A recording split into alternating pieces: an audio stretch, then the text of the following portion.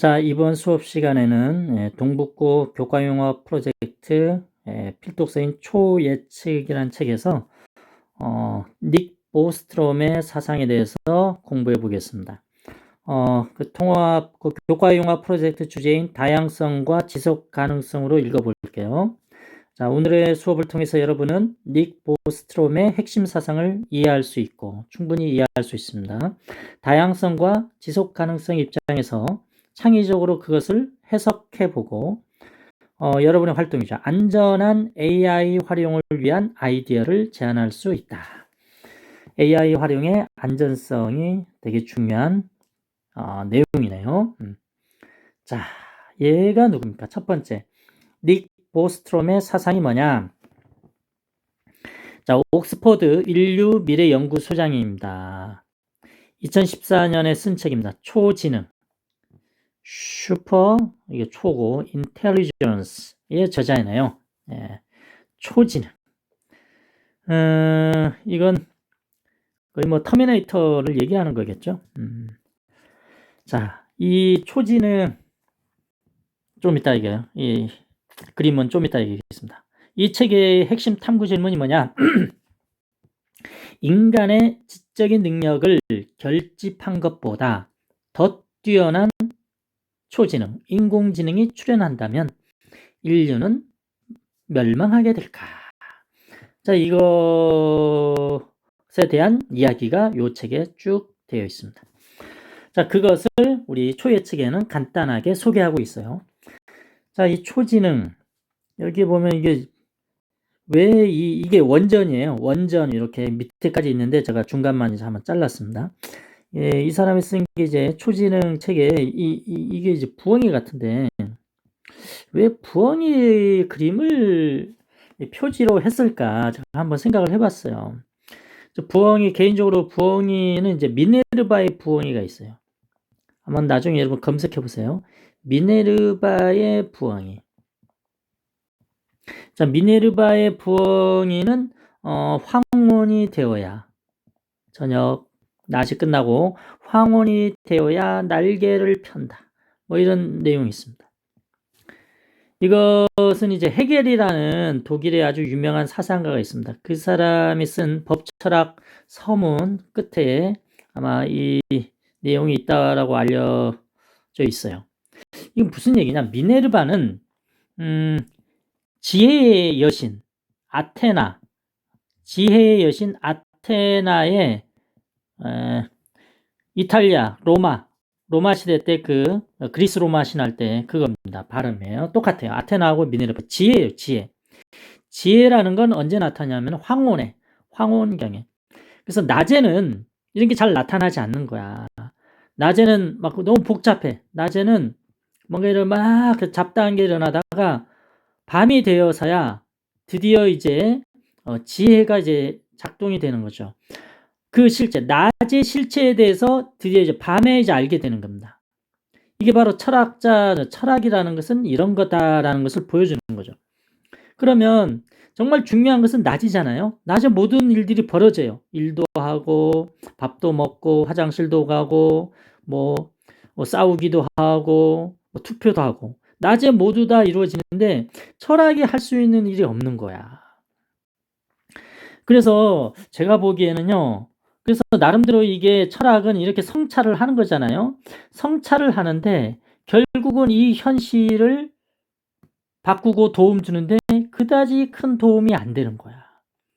그래서 지금 이게 이 지혜, 이 미네르바의 이 지혜가 앞으로 이제 초지능이 나타날 텐데 지금 낮에 전 세계 이제 낮에 지금 연구실에서 뭐 하고 있냐면 인공지능 개발하고 있어.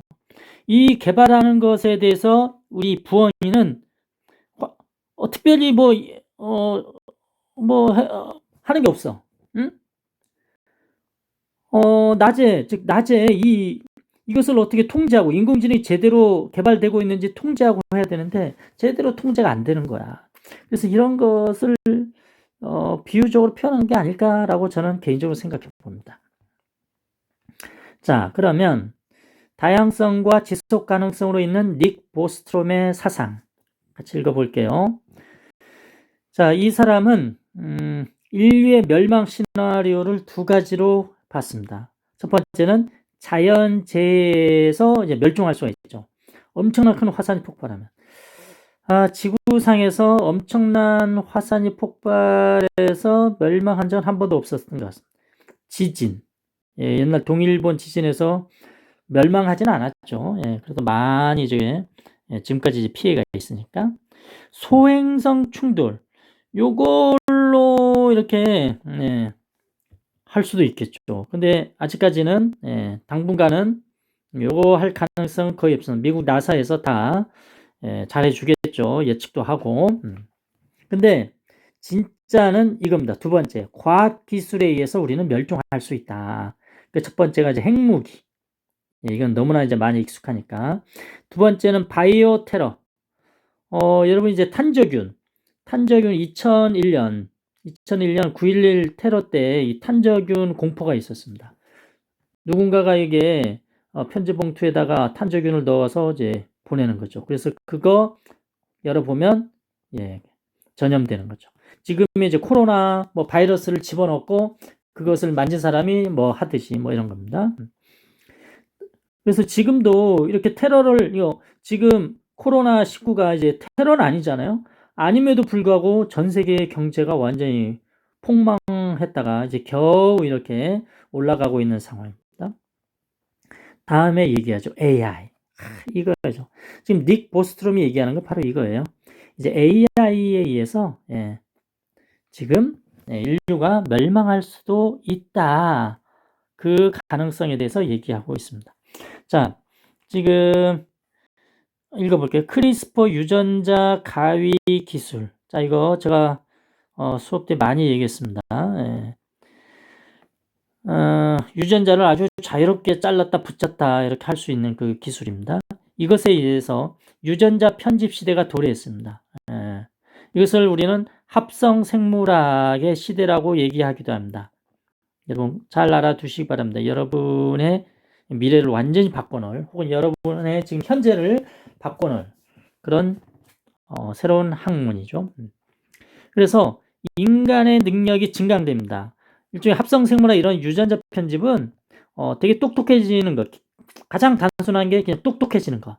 엄청 똑똑해. IQ 100이 뭐 500이 되고 막 이렇게 할 수 있는 것. 말도 안 돼. 영화 같아요. 진짜 될 수 있습니다. 똑똑해질 수 있는 것. 이런 거. 그러면 이것에 의해서 생물학적으로 이렇게 똑똑해지면 똑똑해졌으니까 어떻게? 더욱 똑똑한 AI를 개발하겠죠. 그럼 인공지능이 더 빨리 어떻게? 초지능을 갖게 되는 거죠. 이해되세요? 그래서 닉 보스트롬은 그걸 얘기합니다.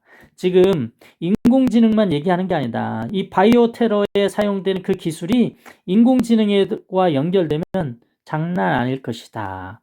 그래서 우리는 AI에 대해서 되게 현실적으로 영화적으로 바라봐서는 안 된다. 뭐 이런 얘기를 합니다. 다음 두 번째, AI는 인류의 지속 가능한 삶을 보장해 줄 수 있는가? 닉 보스트롬은 이렇게 질문을 해요. 그래서 두 가지 답변하죠. 충분하다. 그래서 AI가 열심히 일해갖고 인류는 노동에서 해방된 삶을 살 수 있다. 충분히 그럴 수 있죠. 그래서 뭐 현대자동차 이렇게 울산의 현대자동차 이렇게 가보면 지금 누가 일을 합니까? 인공지능 로봇들이 열심히 일을 하고 있죠. 그래서 우리는 노동에서 해방됐죠. 근데 알고 보면 노동에서 해방된 것 같은데 그렇게 해방된 사람들과 편하게 정규직은 그렇게 하겠지만 실직자들은 노동에서 해방 자체가 완전히 생계에서 완전히 이제 생계에 쪼들려 버리는 그런 상황이 되기도 합니다. 다음에 닉 보스트롬 얘기합니다. 보장해 줄 수 있냐? 없다. 어떻게 없냐? 조건이 붙습니다. 인간이 AI를 안전하게 통제 못하면 어떻게 됩니까? AI가 인간보다 더 뛰어나. 인간보다 더 뛰어나. 엄청나게 뛰어나죠. 그렇기 때문에 우리 인간들이 갖고 있는 목표가 있을 것입니다. 우리 행복하게 살 거야. 뭐 이렇게 했는데 얘네들이 더 똑똑하니까 와갖고 요 목표 자체를 바꿔버릴 수 있죠. 그래서 바꿔버린 목표에 의해서 지구 전체 사람들이 살 수밖에 없는 상황이 될 수 있다. 뭐 이런 것을 얘기합니다. 마지막, 인공지능과 함께하는 지속 가능한 미래를 위해 우리가 해야 할 일은 뭐냐? 예, 지속 가능성이죠. 자, 첫 번째, 이 사람이 늘 얘기하는 겁니다. 인공지능을 안전하게 통제할 수 있는 알고리즘을 짜야 된다. 다음에 두 번째, 인공지능은 비가역적인 과학기술이므로 초기 설정이 매우 중요하다. 자, 비가역적이라는 얘기는 거꾸로 안 된다는 얘기입니다. 거꾸로 안 된다. 빵을 먹으면 그 빵 에너지로 일을 하고 이제 부산물이 나오는 거죠. 그래서 똥과 오줌이 나온다. 이런 겁니다. 이게 비가역적이라는 얘기는 거꾸로 안 된다. 일한 거와 똥 오줌을 합치면 다시 빵이 만들어지지 안 된다. 예. 연력학 법칙에 이제 나오는 거죠. 그런 것처럼 인공지능은 되게 비가역적이에요. 그래서 지금 초기 설정을 어떻게 하느냐에 따라서 인공지능이 어떻게 발전할지 아무도 예측할 수 없다 이겁니다. 그래서 초기 설정이 너무 중요하다. 그래서 통제할 수 있는 알고리즘을 짜는데 우리는 온 힘을 다해야 된다 이렇게 얘기한 거죠. 그리고 인공지능에게 섣불리 최종 목표를 입력해서는 안 된다. 예를 들면 야 너는 우리가 사는 세상을 쾌락을 극대화하도록 만들어봐. 네. 보통 우리가 공리주의에서 얘기하잖아요. 최대 다수의 최대 행복. 공리주의에서는 또 고통을 줄이고 쾌락을 확대하면 이게 가장 행복이고 최고의 도덕이다라고 얘기했어요. 그래서 이 입장에서 영국 사람들이 이런 생각 많이 갖고 있으니까 전통적으로. 그래서 영국 사람이 만들었어. 인공지능. 그래다 이걸 집어넣었어. 그래, 쾌락을 극대화하라. 공리주의 입장에서 한번 해볼래? 했더니 인공지능이 어떻게 되냐. 도파민 회로들로 가득한 통을 만들어낼 수도 있습니다. 네, 그래서 사람은 사라질 수가 있어요. 그래서 섣불리 최종 목표를 입력해서는 안 되는 거죠. 그래서 AI에게 프로그램할 최종 목표는 무엇을 입력해야 되는가 이런 것도 되게 심각합니다. 다음에 정부의 특허 제도가 AI의 안정성을 어느 정도 통제할 수는 있을 것이다.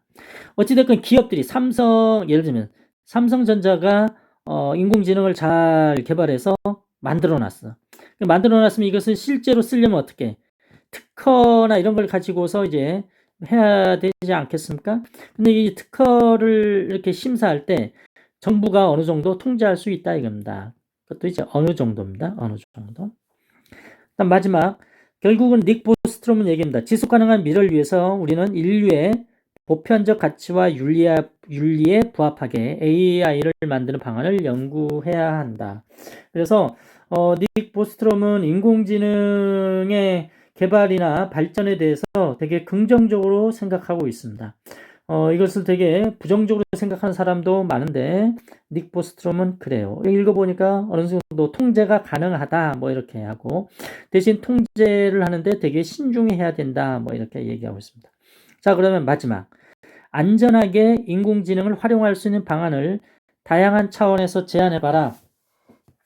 자, 그래서 4가지 차원으로 범주화를 해봤습니다. 여러분 항상 이 범주화하는 게 되게 중요합니다. 예.